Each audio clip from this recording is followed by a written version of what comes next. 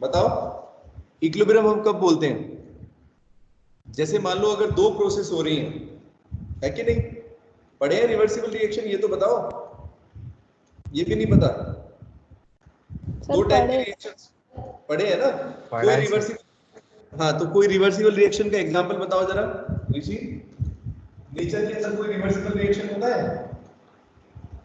होते हैं बहुत सारे, थोड़ा सा ध्यान देने की जरूरत है।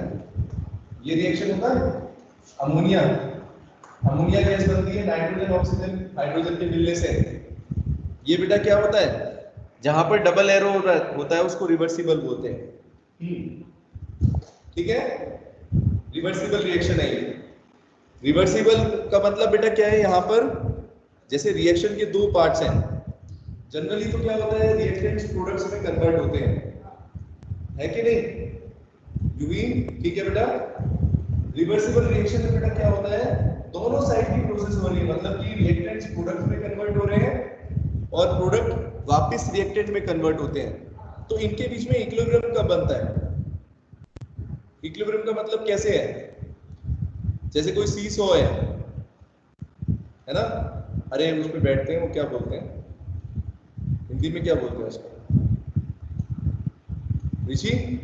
बच्चे खेलते हैं, वो बैलेंस होता है ना, बैलेंस करते हैं। Yes sir. तो दोनों, हाँ तो इक्विलिब्रियम कब हो जाएगा उसके बीच में, सीसॉ के बीच में? या फिर ऐसे समझ लो, जब दोनों साइड इक्वल होगा।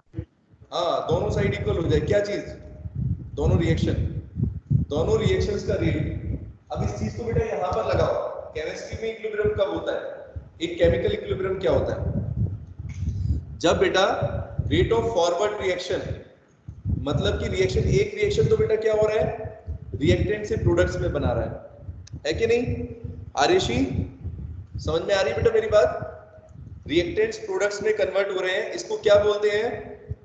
11th क्लास में था बेटा ये, कोई बात नहीं रिपीट कर देता हूं, फॉरवर्ड रिएक्शन बोलते हैं उसको। क्या बोलते हैं? Forward reaction. अरे यस तो रिप्लाई करता हूँ। फॉरवर्ड रिएक्शन समझ गए सभी बच्चे? जब रिएक्टेंट प्रोडक्ट में कन्वर्ट हो रहे हैं तो फॉरवर्ड रिएक्शन बोलते हैं। अच्छा, इक्विलिब्रियम का बेटा मतलब मैं क्या कह रहा हूँ? रिवर्सिबल रिएक्शन, एक ऐसा रिएक्शन जिसमें दोनों साइड की प्रोसेस हो रही है, मतलब रिएक्टेंट प्रोडक्ट्स में कन्वर्ट हो रहे हैं और प्रोडक्ट वापस रिएक्टेंट में कन्वर्ट हो गए। तो बेटा जो पीछे वाली प्रोसेस है, मतलब कि प्रोडक्ट्स जब रिएक्टेंट में वापस कन्वर्ट हो गए, इसको क्या बोलते हैं? Backward reaction. बैकवर्ड रिएक्शन है ना, ये तो पढ़ा ही होगा फॉरवर्ड बैकवर्ड। बस इससे इक्विलिब्रियम की कंडीशन समझ में आती है। तो इक्विलिब्रियम बेटा तब बनता है, तब एस्टेब्लिश होगा यहाँ पर ऋषि, कब बताओ? हाँ क्या होगा, कब हो जाएगा? When forward reaction becomes equal to backward reaction. अरे वाह, बहुत बढ़िया बहुत बढ़िया, बस बहुत टाइम लगाते हो, जल्दी जल्दी रिप्लाई किया करो, ठीक है? चलो, तो बेटा फॉरवर्ड रिएक्शन जब बैकवर्ड रिएक्शन के बराबर हो जाता है उस कंडीशन को इक्विलिब्रियम बोलते हैं। और उस टाइम पर हम बेटा, मैंने कल आपको एक रिएक्शन क्वोशिएंट बताया था ना, रिएक्शन क्वोशिएंट, तो उस टाइम पर इक्विलिब्रियम कांस्टेंट बेटा क्या हो जाता है? इक्विलिब्रियम कांस्टेंट का मतलब हम कैसे निकालते हैं? रिएक्शन क्वोशिएंट के बराबर ही होता है, यानी कि concentration of the products upon में बेटा कंसंट्रेशन ऑफ रिएक्टेंट्स। ऋषि यही था केसी, ये क्वोशिएंट भी होता है और इक्विलिब्रियम कांस्टेंट भी, थोड़ा सा डिफरेंस था, अभी तो वो ज्यादा क्लियर करना ठीक नहीं रहेगा, बहुत टाइम लग जाएगा उसको एक्सप्लेन करने में। तो अभी बेटा डायरेक्टली मैं आता हूं, अभी हमारे पास बेटा देखो, अब आ जाओ इलेक्ट्रोकेमिस्ट्री में वापस, आ जाओ वापस, बीच में जाना पड़ता है। चलो, इलेक्ट्रोकेमिस्ट्री बेटा एक क्या है, यहाँ पर कैसा रिएक्शन बोल रहे हैं हम बार बार ऋषि? हम बोलते हैं इसको रिडॉक्स, रिवर्सिबल रिडॉक्स रिएक्शंस। यहाँ पर बेटा कैसे रिएक्शंस हो रहे हैं? रिवर्सिबल रिडॉक्स रिएक्शंस हो रहे हैं। जैसे अगर डैनियल सेल की बात करें तो बेटा क्या हो रहा है इसमें रिएक्शन में? एक रिडॉक्स रिएक्शन हो रहा है। अब रिडॉक्स रिएक्शन में अगर रिवर्सिबल नेचर हो गया उसका, तो वहां पर बेटा क्या हो सकता है? एक इक्विलिब्रियम स्टैब्लिश हो सकता है। किसके बीच में होगा इक्विलिब्रियम? बोलो, किस किस की कंसंट्रेशन रहेगी? एक तरफ जिंक आयन की कंसंट्रेशन है एनोड पर, और राइट साइड पर बेटा क्या है? कॉपर आयन की कंसंट्रेशन है। बोलो ऋषि, ऐसा ही है? yes. अगर आप एक इलेक्ट्रोकेमिकल सेल की बात करोगे तो यहाँ पर बेटा इक्विलिब्रियम, ये तो हटा देता हूँ, बस आपको समझाने के लिए बताया था, तो अगर मैं बेटा कोई रिएक्शन लिखता हूं, हम डैनियल सेल का रिएक्शन लिखते हैं, ठीक है? तो डैनियल सेल के अंदर क्या होता है? Zn zinc solid plus copper ion aqueous क्या होगा बेटा, किसमें कन्वर्ट होंगे? जिंक आयन में हो जाते हैं, एक्वस प्लस कॉपर, यही था, बोलो। अब इसके अंदर बेटा देखो, इसमें इक्विलिब्रियम कैसे बनेगा, सभी बच्चे ध्यान दें। जब हम सेल की बात कर रहे थे बेटा, तो एक साइड तो एनोड पर क्या हो रहा है? जिंक सॉलिड क्या हो जाएगा बेटा? ऑक्सीडाइज हो जाएगा Zn2+ में प्लस 2 इलेक्ट्रॉन्स। और आपकी स्क्रीन नहीं दिखती है। स्क्रीन नहीं दिख रही है? एक बार बेटा रीस्टार्ट करके देखो। अरे मेरी तरफ से सब कुछ सही है, एक बार दोबारा बेटा नेट ऑन ऑफ करके देखो। ऋषि दिख रहा है ना आपको? बाकी Yes, बच्चों sir. को दिख रहा है? यस सर, कोई दिख बात रहा है। नहीं। चलो, अरे दिख जाएगा, कोई बात नहीं। इंटरनेट का इशू रहता है बेटा, हमारे देश में अभी 4G चल रहा है ना, इसलिए दिक्कत आ रही है। चलो, कैथोड पर बेटा क्या होगा? Cu2+ इलेक्ट्रॉन्स ले लेगा, है ना, रिडक्शन हो गया। अब देखो यहाँ पर आपको मैं अगर रननेस की इक्वेशन बेटा हमें लिखनी है इस सेल के लिए, तो कैसे लिखते हैं? रननेस की इक्वेशन एक बार लिखते हैं। क्या हो गया बेटा अपना E cell, E not cell minus क्या लिखेंगे, बोलो बेटा, आपको याद होगी सबको? RT। हाँ, अच्छा RT अपॉन एन, ठीक है, RT अपॉन एन, कोई बात नहीं। RT upon n natural log पर किसकी कंसंट्रेशन लिखूंगा इसमें? जिंक की। जिंक की ऊपर हो जाएगा। Zn2+ बेटा लिख दी ऊपर, नीचे लिख दी Cu2+, ठीक है ना?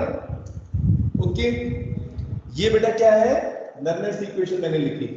अब आप इसको अभी फर्स्ट कर देते हैं यहाँ पर। अब मान लो अगर बेटा ये रिएक्शन हमारा, अगर एक रिडॉक्स रिएक्शन एक रिवर्सिबल रिएक्शन हो, लेट अस अज्यूम कि ये एक रिवर्सिबल रिडॉक्स रिएक्शन है, तो इस रिवर्सिबल रिएक्शन के लिए बेटा, इस रिवर्सिबल रिडॉक्स रिएक्शन के लिए अगर मुझे Kc की वैल्यू लिखनी होती तो ऋषि कैसे लिखते? अगर ये रिवर्सिबल बेटा रिएक्शन हो जाए, यहां पर मैंने ऐसे लिख दिया, ये देखो, बताओ, तो इसके लिए मैं कैसे लिखूंगा Kc की वैल्यू? बस मुझे Kc की वैल्यू से मतलब है। कैसे लिखते थे आप लोग, याद करो, कैसे लिखेंगे बेटा? मानसी कैसे लिखेंगे? प्रोडक्ट की कंसंट्रेशन लिखेंगे ऊपर बाय अपॉन में रिएक्टेंट्स। लेकिन एक चीज और ध्यान दो, जब आप एक और लॉ पढ़ा था, रेट लॉ में पढ़ा था ना आपने, लॉ ऑफ मास एक्शन भी बोलते हैं उसको, कि जो हमारे मेटल्स होते हैं बेटा, मेटल्स होते हैं उनका एक्टिव मास क्या लेते हैं हम? यूनिटी लेते हैं। तो यहां पर अगर कंसंट्रेशन की बात करें बेटा, तो कंसंट्रेशन हम किसकी लेंगे? सिर्फ Zn2+ आयन की लेंगे। सुन रहे सभी बच्चे? हम कॉपर सॉलिड की नहीं ले सकते, इसका अपने को क्या रखेंगे? 1 रखेंगे, यूनिटी। इसी तरीके से यहां पर अगर देखें, जिंक सॉलिड का बेटा कितना हो जाएगा? 1। तो Kc की वैल्यू खाली क्या हो जाएगी, बताओ जल्दी? Zn2+ आयन की कंसंट्रेशन अपॉन में Cu2+ आयन, ये होगा दिशा। ये जो अभी मैंने बोला आपको कि 1 हो जाएगा दोनों का, समझ गए मेरी बात? या अभी उसको और थोड़ा सा समझाऊं? जैसे बेटा एक्चुअल में प्रोडक्ट में तो दोनों आने चाहिए ना, प्रोडक्ट में दोनों आने चाहिए, लेकिन अभी बेटा हाँ, अभी हम क्योंकि ये मेटल जो होते हैं, सुनो मैं बताता हूँ, एक एक्वस सॉल्यूशन में एक एक्वस सॉल्यूशन में बेटा जो एक्टिव मेटल का जो एक्टिव मास है उसको हम 1 मानते हैं, ठीक है? तो अगर हम आयंस की लिखेंगे तो आयन की तो हमने लिख दी Zn2+। कॉपर के लिए क्या हो जाएगा बेटा? इसकी पावर 0 होती है, यानी कि 1, इसकी वैल्यू 1 हो जाएगी, ठीक है?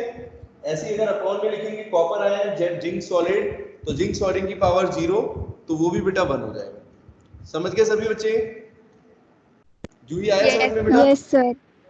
Kc की वैल्यू ऐसे निकालनी है बस। अब इस Kc की वैल्यू को वहां पर पुट करो, Kc ये हो गया, वहां पर Kc लिख दो, सिंपल है ना? क्या आ जाएगा आपके पास? क्या आ जाएगा यहाँ पर? इसको यहीं पे हटा दो, लिखा रहता है। यहाँ पर ऐसे लिख के नेक्स्ट स्टेप में लिखता हूँ E cell is equal to बेटा ई नॉट सेल। अच्छा एक चीज और बेटा जब इक्विलिब्रियम बन जाएगा इसमें, देखो अब ये समझो आप सब लोग, जब यहाँ पर बेटा इक्विलिब्रियम बन जाएगा तो सेल का ईएमएफ 0 हो जाएगा। थोड़ा एक्सप्लेन कर देता हूँ अभी, रुको। तो बेटा इस सेल के अंदर अब सभी बच्चों को दिख रहा है कि ऑक्सीडेशन हो रहा है एनोड के ऊपर, और कैथोड पर बेटा क्या हो रहा है, रिडक्शन हो रहा है। तो कल मैंने यहाँ से लास्ट में आपको बता रहा था कि जिंक आयन की कंसंट्रेशन, बेटा जिंक आयन की कंसंट्रेशन एनोड पर क्या होती है, टाइम के साथ साथ धीरे धीरे क्या होगी ऋषि, इंक्रीज करेगी। अरे बोलो, इंक्रीज करेगी ना ऋषि। Zn2 प्लस आयंस जैसे जैसे ऑक्सीडेशन आगे बढ़ेगा, यश जैसे जैसे ऑक्सीडेशन आगे बढ़ेगा बेटा, तो जिंक मेटल किसमें टूटता जाएगा, Zn2 प्लस आयंस में, जिंक आयंस में, है ना। तो जिंक आयन की कंसंट्रेशन बढ़ेगी या कम होगी, ये बताओ बस। बढ़ेगी, सबको समझ में आ रही है मेरी बात। और बेटा उधर की तरफ देखो, कॉपर आयन के साथ क्या होगा, कॉपर आयन की कंसंट्रेशन के साथ वहां पर कॉपर आयन की कंसंट्रेशन धीरे धीरे कम। अब बेटा इन दोनों के बीच में इक्विलिब्रियम कब बनेगा, ऐसे एक तरफ इधर देखते हैं कि इक्विलिब्रियम का मतलब क्या हुआ। हम कंसंट्रेशन सेल से क्या समझ पाए कि अगर बेटा इक्विलिब्रियम बनाना है कि नहीं है, वैसे भी आपको पता है इक्विलिब्रियम का मतलब कि दोनों साइड के जो है प्रोसेस वो बराबर हो जाए। ऐसे बोल सकते हैं कि दोनों साइड का पोटेंशियल बराबर हो जाए, या दोनों साइड बेटा क्या हो जाए, कंसंट्रेशन क्या हो जाए, बेसिकली इक्वल हो जाए। तो यहाँ पर अगर देखें हम बेटा, अगर Zn2 प्लस आयन की कंसंट्रेशन कॉपर आयन के बराबर हो जाए, क्योंकि जिंक की आयन तो कंसंट्रेशन धीरे धीरे बढ़ेगी, मान लो 0.5 पहुंच गई, 0 से स्टार्टिंग में 0 होगी, है ना, या 1 हो गई, मतलब बढ़ती चली जा रही है। तो एक पॉइंट पर बेटा जिंक आयन की कंसंट्रेशन हो गई, उतनी ही कॉपर आयन की कंसंट्रेशन हो जाए। एक चीज बढ़ रही है, एक चीज घट रही है, तो क्या होगा, इक्विलिब्रियम पे बेटा क्या हो जाएगा, दोनों इक्विलिब्रियम में कैसे बनेगा, देखो एक ग्राफ भी बना लेते हैं, कंसंट्रेशन को देखेंगे।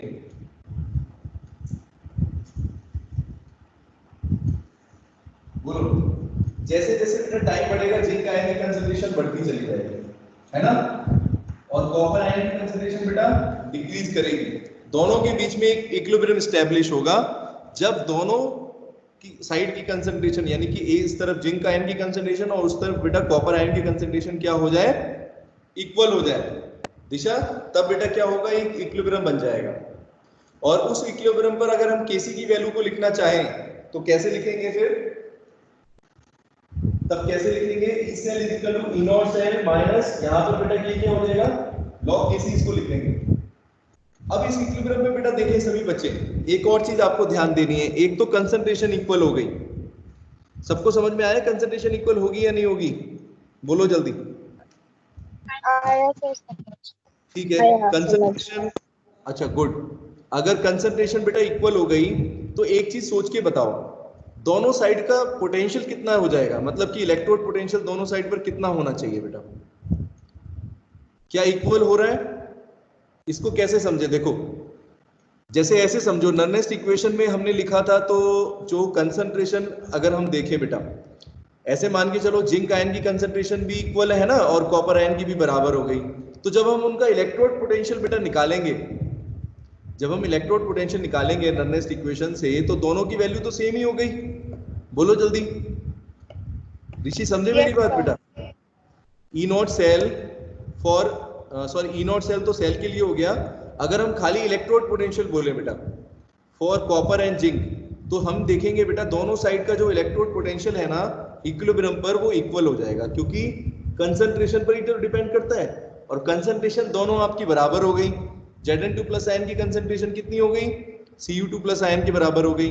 तो वहां पर बेटा ध्यान दो सभी बच्चे, कि जो अपना इलेक्ट्रोड पोटेंशियल है वो इक्वल हो गया दोनों साइड पर, और जब दोनों का दोनों इलेक्ट्रोड्स का पोटेंशियल इक्वल हो गया, तो सेल पोटेंशियल कितना हो जाएगा, सेल पोटेंशियल तो बेसिकली डिफरेंस ही है ना दोनों के इलेक्ट्रोड पोटेंशियल्स का, क्या हो जाएगी बेटा वैल्यू, सेल पोटेंशियल की वैल्यू क्या हो जाएगी, जीरो हो जानी चाहिए। यानी बेसिकली बेटा हम बात करें ईएमएफ ऑफ द सेल, उस टाइम पर ईएमएफ ऑफ द सेल क्या हो जाएगा, जीरो हो जाएगा। तो यानी यहाँ पर हम ऐसे लिख सकते हैं that E cell is equal to zero. ये वाला ये वैल्यू जीरो हो जाएगी बेटा। अगर हम नाप के देखेंगे तो ई सेल की वैल्यू हो गई जीरो। तो इक्वेशन हमारी क्या बन जाएगी, इक्वेशन बेटा क्या बन जाएगी, ऐसे लिखते हैं, इसको लिखा रहने दो,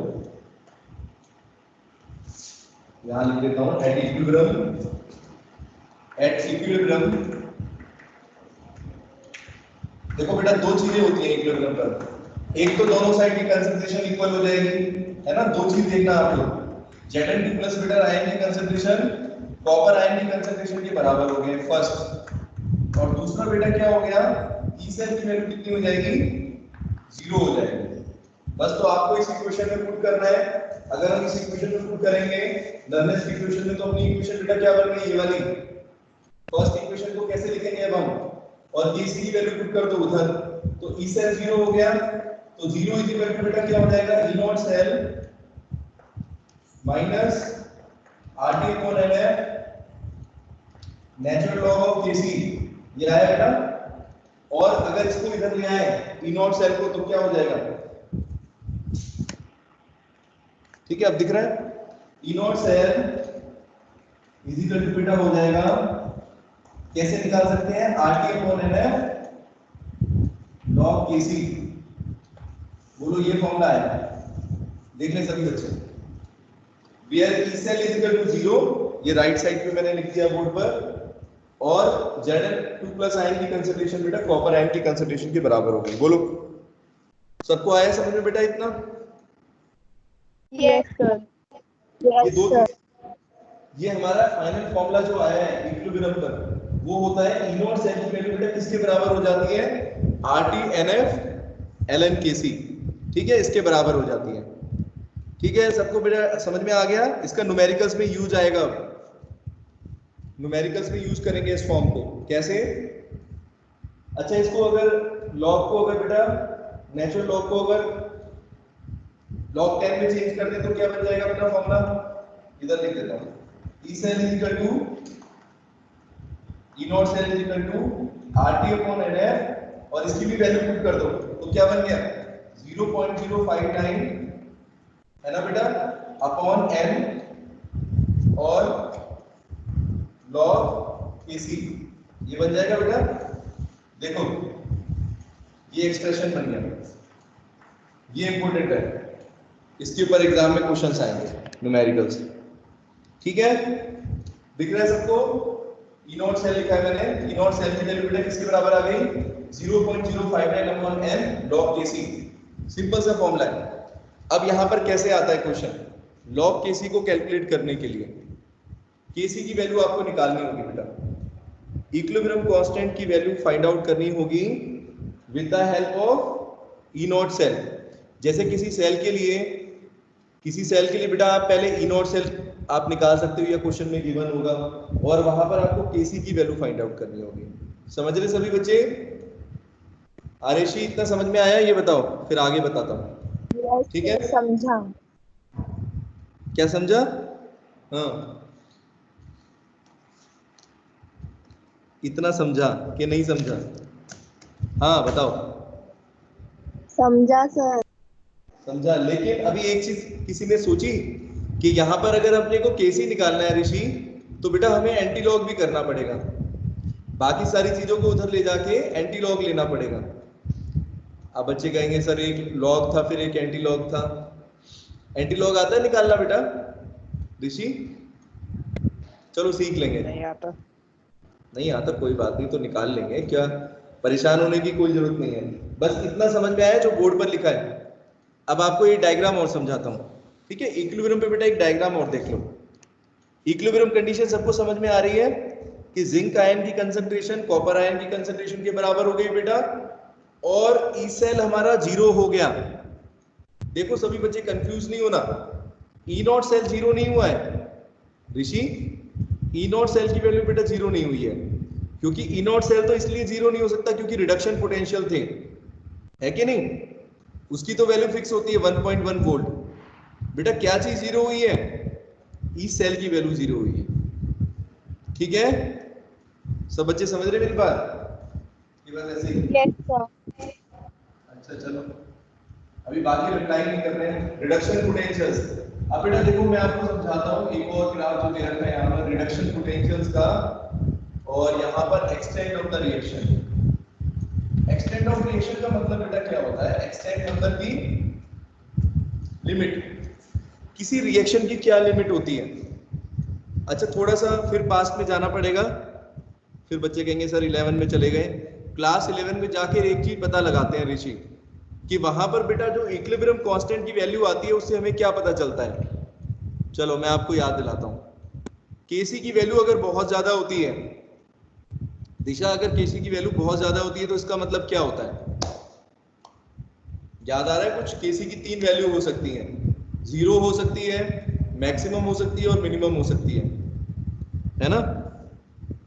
तो देखो केसी का मतलब क्या है, मैं आपको समझाता हूं केसी की वैल्यू का मतलब। बेटा ये डिपेंड करता है कि रिएक्शन कितना कंप्लीट हुआ है ऋषि। अगर मान लो अपना फॉरवर्ड रिएक्शन देखो, अगर फॉरवर्ड रिएक्शन है यानी कि ये रिएक्शन जिंक आयन जो है वो बन रहे हैं, जिंक बेटा किसमें कन्वर्ट हो रहा है? जिंक आयन में। तो ये फॉरवर्ड रिएक्शन है, यस और नो, है ना? तो फॉरवर्ड रिएक्शन का रेट अगर बेटा बहुत तेज होगा, यानी कि प्रोडक्ट्स अगर हमारे बहुत ज्यादा बन रहे होंगे, रिएक्टेंट्स की अमाउंट बेटा कम होगी, तो केसी की वैल्यू पर क्या फर्क पड़ेगा ऋषि? केसी की रेशियो क्या थी? ऊपर प्रोडक्ट की कंसंट्रेशन, नीचे रिएक्टेंट की कंसंट्रेशन। सोचो तो प्रोडक्ट अगर केसी की वैल्यू ज्यादा है बेटा तो इसका मतलब प्रोडक्ट्स की कंसंट्रेशन ज्यादा हुई ना, रिएक्टेंट की कम हुई। बोलो समझ रहे हैं? हाँ जूही को तो आ गया समझ में है। हाँ तो केसी की वैल्यू बेटा ज्यादा होने का मतलब क्या है कि जो हमारा फॉरवर्ड रिएक्शन है वो बेटा उसकी स्पीड अच्छी खासी है, मतलब कि वो रिएक्शन बेटा ऑलमोस्ट कंप्लीट होने वाला है, ऐसे भी बोल सकते हैं। एक्सटेंट ऑफ द रिएक्शन का मतलब क्या है? जैसे कोई रिएक्शन पूरा होने का मतलब क्या हो गया? अगर बेटा कोई रिएक्शन पूरा हो रहा है मानसी, तो इसका मतलब बेटा क्या हुआ? एक्सटेंट ऑफ द रिएक्शन क्या हो गई? पूरा रिएक्शन हो गया, सारे के सारे रिएक्टेंट प्रोडक्ट में कन्वर्ट हो गए। यही तो बोलो, है कि नहीं? Yes, बोलो sir. ना। जैसे इनिशियली बेटा सुनो, इनिशियली शुरुआत में तो क्या होगा? रिएक्टेंट की कंसंट्रेशन सबसे ज्यादा होगी, है ना? अभी 0% रिएक्शन शुरू हुआ है, 1% शुरू हुआ है बिल्कुल स्टार्टिंग में। प्रोडक्ट की कंसंट्रेशन क्या होगी बेटा? मिनिमम, बहुत कम होगी, ना के बराबर।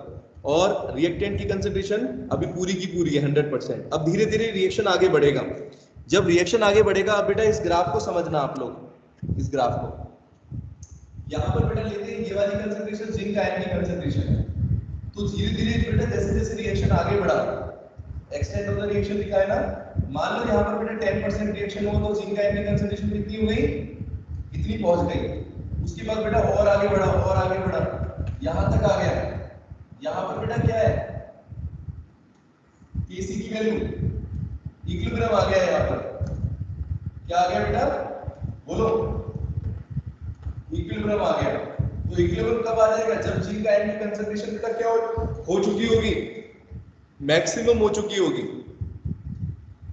ठीक है दिशा, मैक्सिमम का मतलब क्या हो गया? जिंक के जितने जिंक मेटल जितना था सारा का सारा बेटा रिएक्टेंट किस में कन्वर्ट हो गया? बोलो, जिंक आयन में कन्वर्ट हो गया। यही तो हुआ आपका, यही हुआ ना? Yes, sir. इस पॉइंट के ऊपर देखो सभी बच्चे, जिंक मेटल बेटा सारा जिंक आयन में कन्वर्ट हो चुका, तो जिंक आयन की कंसंट्रेशन धीरे धीरे धीरे धीरे बढ़ते बढ़ते बढ़ते यहां तक पहुंच गई, जो कि मैक्सिमम वैल्यू है। और यहां पर बेटा रिएक्शन क्या हो चुका था? लगभग ऑलमोस्ट कंप्लीट हो चुका था, 99.9% कंप्लीट हो गया रिएक्शन। समझ गए मेरी बात? तो यहां पर बेटा केसी की वैल्यू क्या होगी? केसी की वैल्यू बहुत ज्यादा होगी यहां पर। समझे मेरी बात? ये केसी वाली बात Yes, समझ में नहीं sir. आई। चलो कंसंट्रेशन वाली बात तो समझ में आ गई। कंसंट्रेशन धीरे धीरे बढ़ते यहाँ पर मैक्सिमम होगी। किसकी बेटा? 7+3। कॉपर आयन की कंसंट्रेशन के साथ क्या होगा? देखो बेटा सभी बच्चे, कॉपर आयन की यहाँ पर है, कॉपर आयन की कंसंट्रेशन बेटा पहले स्टार्टिंग में क्या थी, ये देखो यहां पर बेटा क्या थी स्टार्टिंग में जब लेंगे तो रिएक्टेंट है ना, तो कॉपर आयन की कंसंट्रेशन बेटा शुरुआत में कितनी होगी मानसी, मैक्सिमम हो सकती है ना। मैक्सिमम का मतलब क्या, धीरे धीरे कम होगी, धीरे धीरे कम होते होते होते होते कहां तक आ गई, ये देखो इस पॉइंट पर मिनिमम हो गई, है ना बेटा, बताओ। तो Yes, इस sir. पॉइंट पर जो हम बार बार बोल रहे हैं इक्विलिब्रियम, ये इक्विलिब्रियम पॉइंट है हमारा, क्योंकि इस पर हमें क्या दिख रहा है, इस पर हमें ये दिख रहा है कि जिंक आयन की कंसंट्रेशन भी बेटा उतनी है और कॉपर आयन की कंसंट्रेशन भी उतनी है।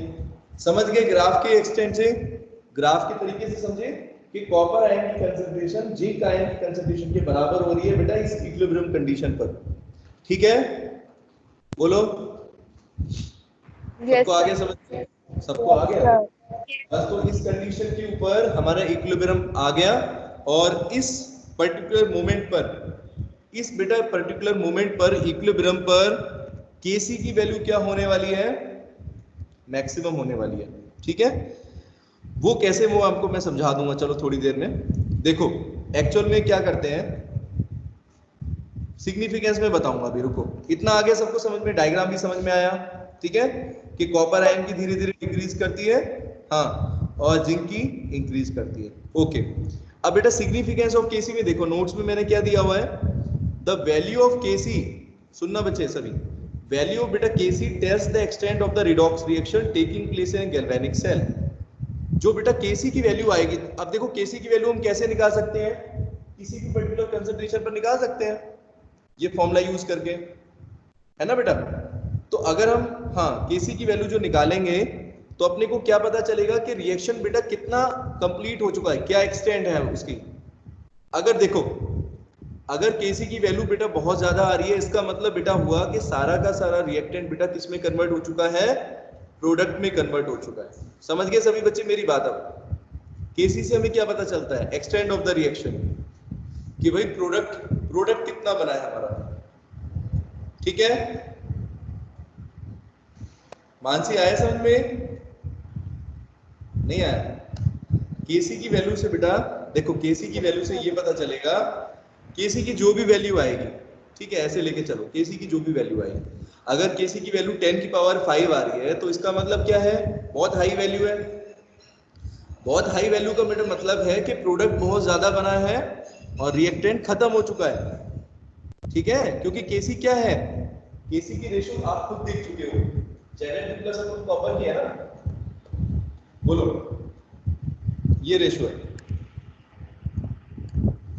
तो एक्चुअल में बेटा क्या होता है, मैं आपको समझाता हूं कि केसी की वैल्यू से हमें ये पता चला कि कितना रिएक्शन हो गया। तो देखो यहां तक आते आते, यहां तक बेटा आते आते आप देखोगे जिंक आयन की कंसंट्रेशन मैक्सिमम हो गई, कॉपर की कंसंट्रेशन बिल्कुल कम हो, मतलब कॉपर की कम हो गई मिनिमम, और जिंक आयन की मैक्सिमम हो गई, एक पॉइंट पर पहुंच गई, इक्वल हो गई दोनों पर। और वहां पर अगर हम बेटा केसी की वैल्यू को कैलकुलेट करते हैं, सुनना सभी बच्चे, तो हम पाएंगे कि वैल्यू ऑफ केसी है 298 केल्विन। बेटा 298 केल्विन जो होता है अपना नॉर्मल टेम्परेचर, स्टैंडर्ड टेम्परेचर जिसको बोलते हैं डेनियल सेल के केस में, तो इसकी वैल्यू आती है बेटा 2 × 10 की पावर 7। अब देखो केसी की वैल्यू क्या आ रही है, 2 × 10 की पावर 7, बहुत ज्यादा वैल्यू है, बोलो। बहुत ज्यादा वैल्यू का मतलब क्या हुआ कि इस टेम्परेचर पर बेटा ये रिएक्शन ऑलमोस्ट कंप्लीट हो चुका है। क्या हो चुका है, the reaction almost goes to completion. अभी आया समझ में, नहीं आया? आया सर समझ में, आया सर। देखो देखो मैं समझाता हूँ, ठीक है। देखो ऐसे समझो बेटा, आप लोग कंफ्यूज मत होना, जिंक आयन की कंसंट्रेशन कॉपर आयन के बराबर हो गई।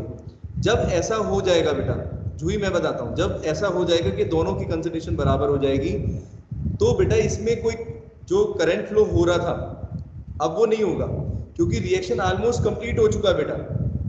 सारे के सारे जिंक आयन में कन्वर्ट हो गए और सारे के सारे कॉपर आयन कॉपर मेटल में कन्वर्ट हो गए।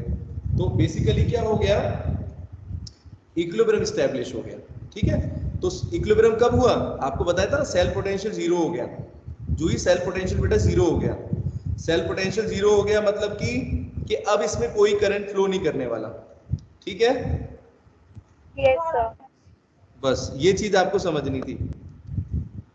भाई किस किस को नहीं आई वो और बोल सकते हैं बेटा, एक बार और एक्सप्लेन कर दूंगा। आर्यशी आया बेटा समझ में? Very important for exams.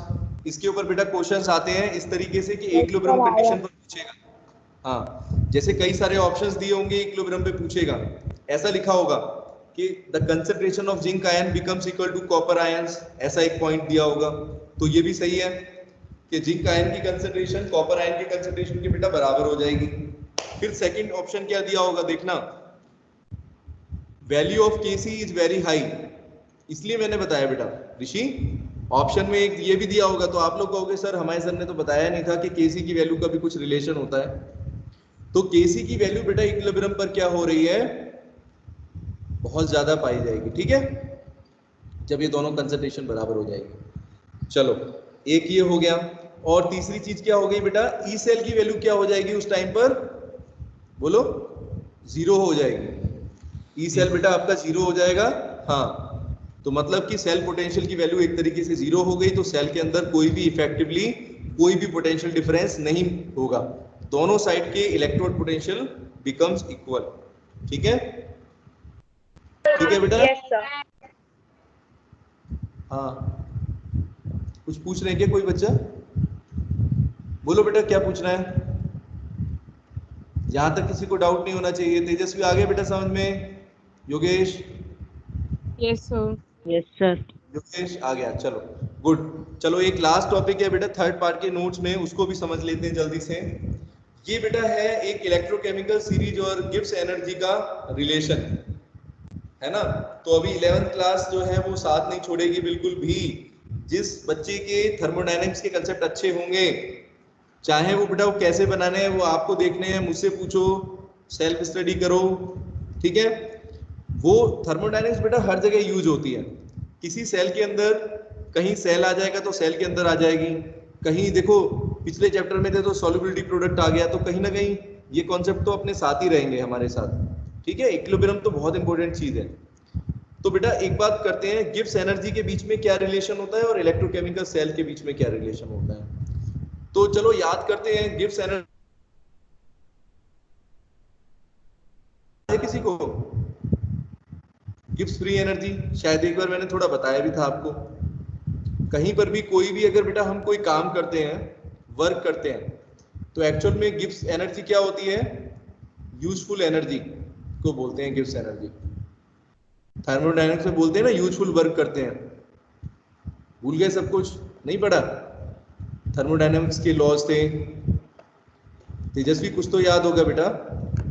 Gibbs free energy हमने पढ़ी थी, यूजफुल एनर्जी होती है। किसी सिस्टम को चलाने के लिए बेटा हमें यूजफुल, हाँ, किसी सिस्टम को चलाने के लिए बेटा हमें यूजफुल एनर्जी चाहिए होती है।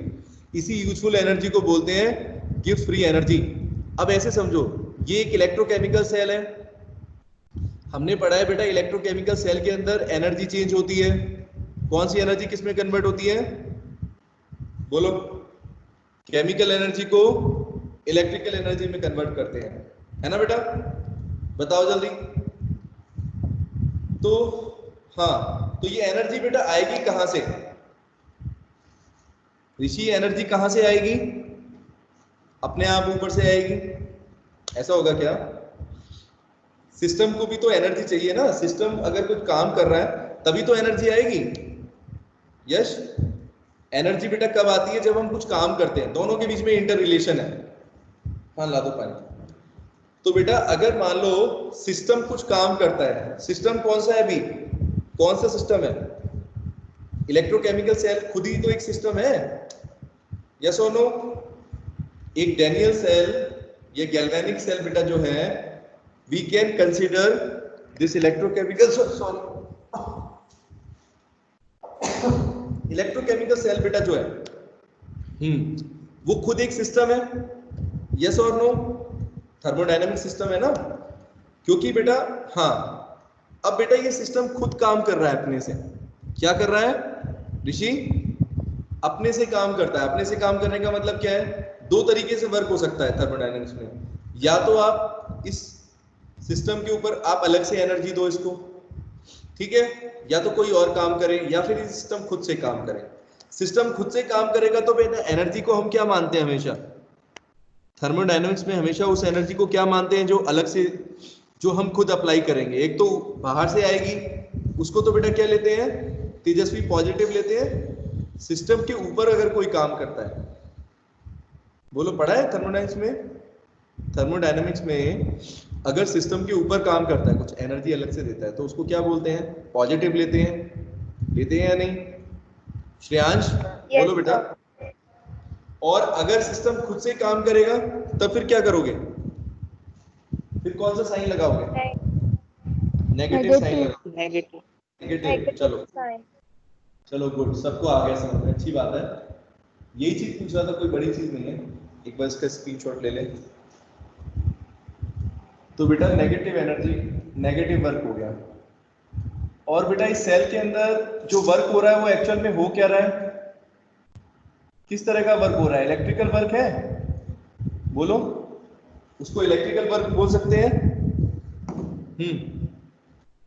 इलेक्ट्रिकल वर्क हो रहा है ना, अरे इलेक्ट्रॉन्स मूव कर रहे हैं, ये बताओ मुझे। Yes sir. अब जब इलेक्ट्रॉन मूव कर रहे हैं तो किस तरह का वर्क होगा, सोच के बताओ।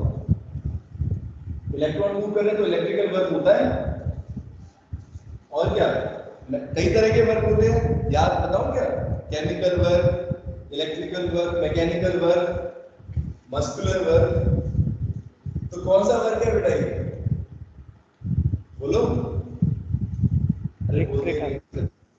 अरे हाँ इलेक्ट्रिकल वर्क है, इलेक्ट्रॉन्स मूव कर रहे हैं बेटा, इलेक्ट्रॉन्स मूव कर रहे हैं, और इलेक्ट्रॉन्स मूव करते हैं तो एक पोटेंशियल डिफरेंस क्रिएट कर रहे हैं, पढ़ तो रहे हो बार बार, है ना ऋषि, ठीक है। प्रथमेश आया बेटा समझ में। तो एक जो इलेक्ट्रोकेमिकल सेल है, इस इलेक्ट्रोकेमिकल सेल के अंदर बेटा जो हम वर्क कर रहे हैं, कैसा वर्क कर रहे हैं, लिखते जाना, इलेक्ट्रिकल वर्क कर रहे हैं। और इलेक्ट्रिकल वर्क कैसे निकालते हैं हम, थोड़ा सा आपका ध्यान खींचना चाहता हूं, थोड़ा सा बेटा पास्ट में जाएंगे। जो आपने एक पोटेंशियल डिफरेंस, पोटेंशियल की डेफिनेशन पढ़ी थी, इलेक्ट्रिक पोटेंशियल की डेफिनेशन बताना जरा बेटा क्या था। Electrical potential V equal to कैसे डिफाइन करते हैं, it is the work done by unit positive charge, है ना, बोलो बेटा। एक पोटेंशियल का मतलब एक्चुअल में क्या होता है, किसी यूनिट पॉजिटिव चार्ज को एक पॉइंट से अगर हम दूसरे पॉइंट तक ले जाते हैं, उसी को पोटेंशियल डिफरेंस बोलते हैं। या इलेक्ट्रिक पोटेंशियल का मतलब होता है इंफिनिटी से किसी पॉइंट पर, ठीक है तेजस्वी, बोलो ये होती है डेफिनेशन। तो वहां पर बेटा एक फॉर्मूला आता है, बोलो Yes, sir.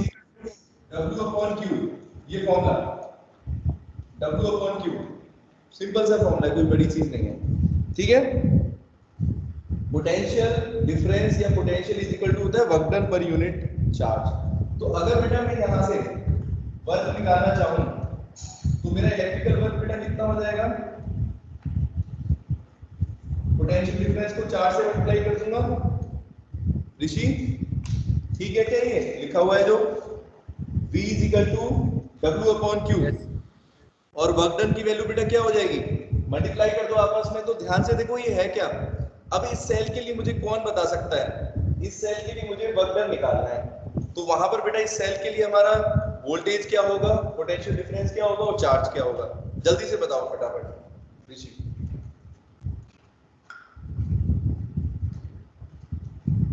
इस सेल के लिए पोटेंशियल डिफरेंस कितना है,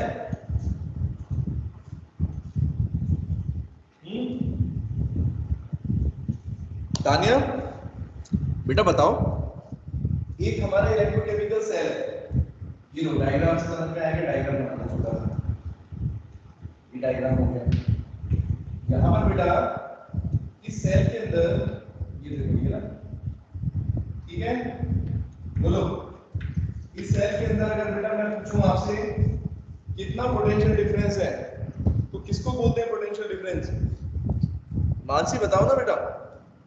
इस सेल के लिए सेल पोटेंशियल क्या होगा, तो पोटेंशियल डिफरेंस कितना होगा, जितना इन इलेक्ट्रॉन्स के बीच में डिफरेंस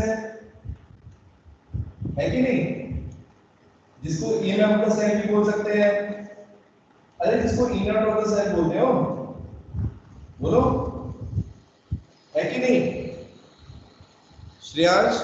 ठीक है बेटा, Yes. यही होगा ना, पोटेंशियल डिफरेंस इतना ही होगा, बोल तो सकते हो, होगा E नॉट से। Sir. चलो, जिनको नहीं आया वो फिर दोबारा समझ लेंगे। अभी बेटा देखो, एक तो हो गया ईएमएफ यानी पी, पोटेंशियल डिफरेंस। अब बेटा चार्ज कैसे निकालेंगे? अब देखना, मेरी बात सुनना। चार्ज का मतलब है टोटल चार्ज। टोटल चार्ज बेटा कैसे निकालेंगे? अब मान लो आपने एक फैराडे यूनिट बताई थी मैंने आपको, फैराडे यूनिट क्या मतलब था बेटा, उसकी यूनिट क्या थी? एक्चुअली में बेटा फैराडे होता है एक मोल के अंदर, सुनो, एक मोल इलेक्ट्रोलाइट के अंदर कितना चार्ज है उसको बोलते हैं 1 फैराडे। इसकी वैल्यू होती है 96487 coulomb per mole.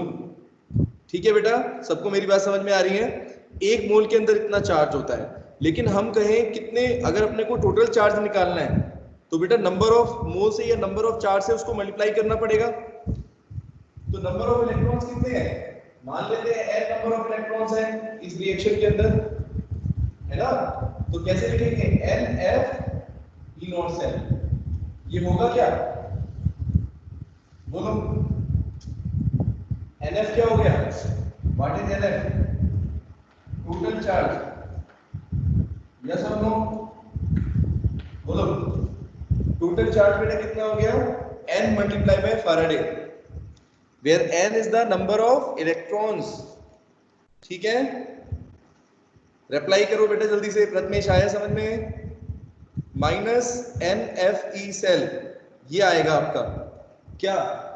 It is the electrical work. Minus क्यों आया बेटा? माइनस का बता चुका हूं आपको, क्योंकि सिस्टम खुद काम कर रहा है। ठीक है मानसी, तो minus NF E not cell बेटा। और ये जो वर्क डन है, यही वर्क डन क्या कर रहा है? इस सिस्टम की गिब्स एनर्जी को चेंज कर रहा है, कर रहा है कि नहीं? तो हम क्या बोलेंगे, इस सिस्टम की डेल्टा जी, डेल्टा आरजी की वैल्यू क्या हो जाएगी? Delta rG not is equal to minus NF E not cell. सबको आया समझ में या नहीं? कौन कौन पहुंच गए हैं यहां तक? अभी कोई रह तो नहीं गया बेटा? बताओ जल्दी, आगे सबको समझ में? वंशिता बेटा, सिंपल सी चीज मैंने आपको बताई कि अगर पोटेंशियल डिफरेंस होता है तो V upon W upon Q होती है। ये वैसे कोई बताता नहीं, इसमें बताने वाली बात नहीं है। इलेक्ट्रिकल वर्क का मतलब ही है बेटा कि जो पोटेंशियल डिफरेंस है मल्टीप्लाई बाय चार्ज। तो चार्ज हमारा हो जाएगा NF, ठीक है, और E नॉट सेल बेटा क्या हो गया? इस सेल का सेल पोटेंशियल हो गया या पोटेंशियल डिफरेंस हो गया। ठीक है ऋषि, रिप्लाई करो बेटा, सबको आ गया? तो Yes, योगेश, यस सबको सर। आ गया। अब ये यस सर। चलो चलो चलो सब एक साथ, चलो बहुत अच्छी बात है, सबको समझ में आ गया। अब बेटा सुनो मेरी बात, इसके ऊपर आएंगे न्यूमेरिकल्स। ठीक है, कंसेप्चुअल तो बताना इसलिए जरूरी है ताकि उस पर भी कई बार थ्योरी का क्वेश्चन आ जाता है। ठीक है, तो न्यूमेरिकल बेटा कैसे करेंगे अपने लोग? डेल्टा एनर्जी निकालना होगा तो क्या चाहिए होगा? n नंबर ऑफ इलेक्ट्रॉन्स हो जाएंगे बेटा। f की वैल्यू आपको पता है, फैराडे कांस्टेंट 96487 होती है बेटा। n का मतलब नंबर ऑफ इलेक्ट्रॉन लिख लो, f बेटा हो गया फैराडेज कांस्टेंट। कितनी वैल्यू थी बेटा इसकी? बोलो 96487. 7। और वैसे कभी कभी 96500 भी ले लेते हैं रफली, लेकिन आप लोग 96487 ही लोगे। ठीक है, और E नॉट सेल बेटा क्या हो गया अपना? This is the EMF of the cell, this is the cell potential और ईएमएफ। ठीक है कि नहीं? आरशी आया बेटा समझ में? बोलो, Yes, sir. सबको आ गया? सबको आ गया अच्छे से? अभी किसी बच्चे के माइंड में ईएमएफ और ई नॉट सेल के बीच में कंफ्यूजन है तो पूछो बेटा, इसमें शर्माओगे तो फिर शर्माते ही रह जाओगे, फिर एग्जाम में फिर गलती के लिख के आओगे अगर आ गया कोई क्वेश्चन ऐसा। तो बताओ जल्दी से मुझे, किसी को कंफ्यूजन नहीं है? सबको पता है कि ईएमएफ क्या होता है और ई नॉट सेल क्या मतलब है? बोलो बेटा, सेल पोटेंशियल होता है और ई नॉट सेल, और उसी को ईएमएफ ऑफ द सेल बोलते हैं जब उसकी बेटा मैक्सिमम वैल्यू होती है। किसी सेल के अंदर मैक्सिमम पोटेंशियल डिफरेंस जो होगा, यानी सेल पोटेंशियल की जो मैक्सिमम वैल्यू होगी, उसी को बोलते हैं बेटा ईएमएफ ऑफ द सेल। ठीक है ऋषि? ऋषि का माइक ऑन नहीं हो रहा क्या? श्रेयांश आया बेटा समझ में? ये भी एक छोटी सी चीज थी जो आपको बतानी जरूरी है। हाँ, कहीं पता चले सब कुछ आ गया, अच्छे खासे चल रहे थे, बढ़िया। एक छोटा सा, क्योंकि बेटा क्या होता है ना कि आपको मैं एक चीज बताता हूँ, जो छोटे छोटे कॉन्सेप्ट्स होते हैं ना, कई बार ये जब ऐसे क्वेश्चंस एमसीक्यू के फॉर्म में देते हैं तो वहां पर बेटा आप लोगों को बहुत टाइम लग जाता है सोचने में। न्यूमेरिकल्स जल्दी होते हैं, ये आप लोगों को लगता हो बेशक, मेरा मानना है ऐसा बेटा, न्यूमेरिकल जल्दी होते हैं, लेकिन जहां पर कंसेप्ट अपना आ जाता है ना, तो वहां पर अपने को पढ़ना पड़ता है 2 बार 3 बार। श्रेयांश सही कह रहा हूं मैं? उसमें पढ़ना पड़ेगा कि कहीं ऐसा तो नहीं कि हम गलत ऑप्शन देखकर सोच के अरे। और वहां पर तो ऐसा भी क्वेश्चंस आते हैं, मल्टीपल चॉइस क्वेश्चंस में बेटा क्या होता है, एक से ज्यादा करेक्ट ऑप्शंस होते हैं, उनकी भी प्रैक्टिस कराएंगे हम लोग। ठीक है मानसी? तो बेटा एक से ज्यादा ऑप्शंस है उसमें, तो वहां पर आप लोग कंफ्यूज हो सकते हो कि भाई ये भी करेक्ट है कि ये भी करेक्ट है, तो इतना आसान नहीं होता उसमें पता लगाना। ठीक है? तो ईएमएफ ऑफ द सेल बेटा होता है, सेल का सेल पोटेंशियल होता है, लेकिन इसकी वैल्यू मैक्सिमम जब होगी, the maximum value of cell potential is known as EMF of the cell, and that will happen when no current flow in the circuit. ठीक है श्रेयांश? सबको याद रखना है ये बात, भूलना मत कोई भी। ठीक है? सबको बेटा अच्छे से समझ में आ गया? अब देखो इसके ऊपर कुछ न्यूमेरिकल्स हैं, अभी अपने पास टाइम है तो कर लेते हैं, 5 मिनट हैं, या आज मैं आपको कुछ क्वेश्चंस दूंगा। ठीक है? 1-2 क्वेश्चन देखता हूँ, ट्राई कराता हूँ फटाफट, मेरे पास कुछ लिखे हुए होंगे तो। हाँ, एंटी लॉग बता देता हूँ, एंटी लॉग कैसे करोगे, आप लोगों को वहां पे कंफ्यूजन होगा बेटा, तो जल्दी से एंटी लॉग बता देता हूँ। इसकी इमेज ले लेते हैं। एंटी लॉग बेटा कैसे सॉल्व करते हैं अपने लोग, किसी को याद है? नहीं बताओ।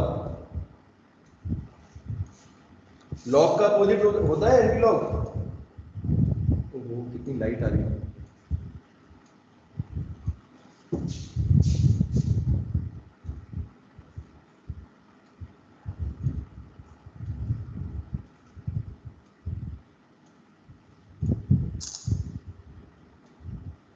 बोलो। एंटी लॉग का मतलब क्या हुआ, देखो कैसे सॉल्व करेंगे। लॉग का अपोजिट, तो जो आपने लॉग की वैल्यू याद करनी है बेटा उसी से कर लोगे। देखते हैं कैसे। जैसे अब यहाँ पर डेल्टा आरटी में या लॉग केसी में बेटा अपने को क्या चाहिए, एंटी लॉग निकालना पड़ेगा। तो लॉग 1 से लेकर 10 तक अपने को वैल्यू पता है, एंटी लॉग कैसे लेंगे। जैसे हमें निकालना है एंटी लॉग ऑफ कोई भी नंबर है 105, ठीक है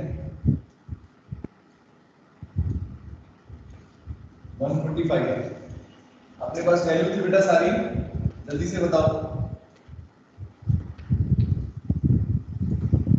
एक बार एंटी लॉग देख लेते हैं, फिर आप लोग क्वेश्चंस करना है इसमें। बताओ बेटा जल्दी से सारी वैल्यूज। log 1 0, log 2 बेटा कितना है 0.3, 0.3, log 3 0.28 ना, log 4 0.6, log 5 0.7, log 6 0.78 था, ठीक है। और log 7 0.84 था, log 8 बेटा कितना होता है 0.9, log 9 0.95, 95, log 10 1, ठीक है।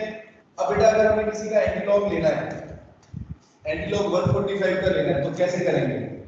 इसके लिए बेटा देखो, जैसे अगर लॉग दिया होता था तो हम 10 की पावर को सेपरेट करते थे, तो वैसे ही यहाँ पर क्या करेंगे, एंटी लॉग का बेटा मतलब क्या है कि आप लॉग को हटा रहे हो, ठीक है, इसको क्या कर रहे हो, हटा रहे हो। तो पहले इसको बेटा लॉग में कन्वर्ट करने के लिए जैसे मान लो हम लिखेंगे एंटी लॉग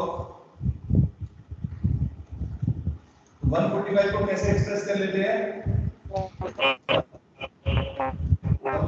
1.5 10 पावर -2, ठीक है। अरे क्या हुआ माइक, चलो हाँ बेटा, तो अब क्या करेंगे,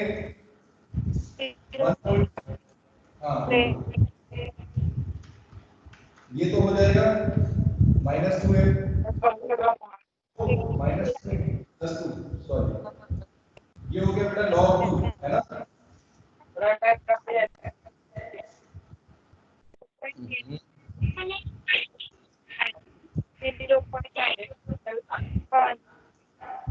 रुको बेटा, रुको रुको जूही, क्या हुआ, बहुत ज्यादा रेजिस्टेंस हो रहा है, रुको। चलो आता है, अच्छी बात है। मानसी बेटा कैसे करेंगे? जूही का तो माइक भी ऑफ नहीं हो रहा है, चलो। हाँ तेजस्वी कैसे करते हैं बेटा?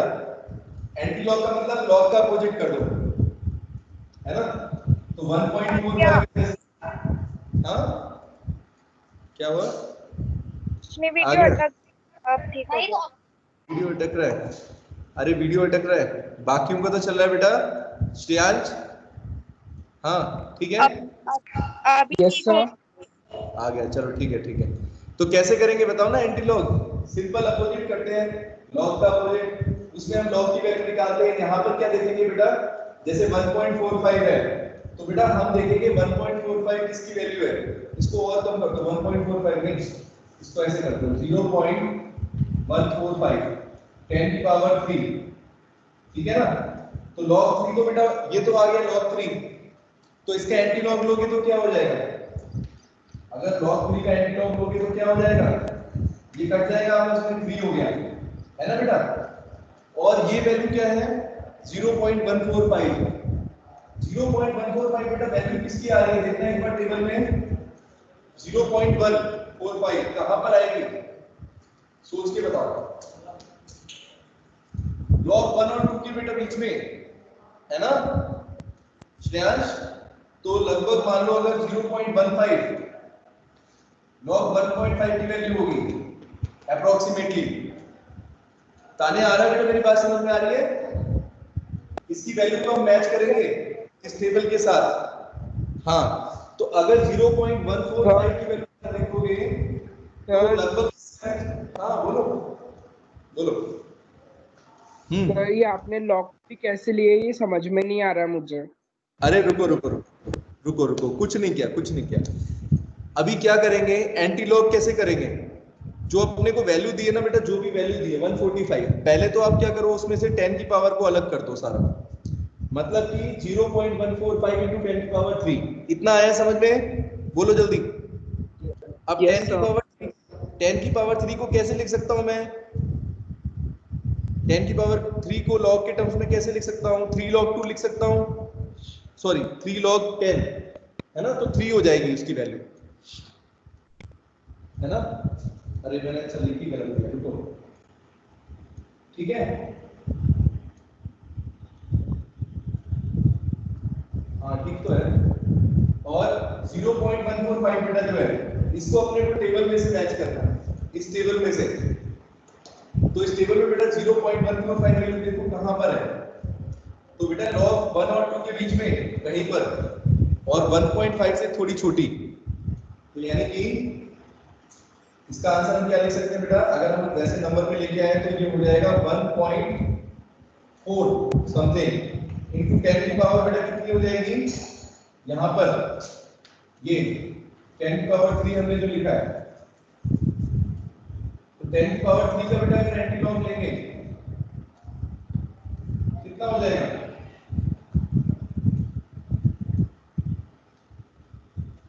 3 हो जाना चाहिए ना।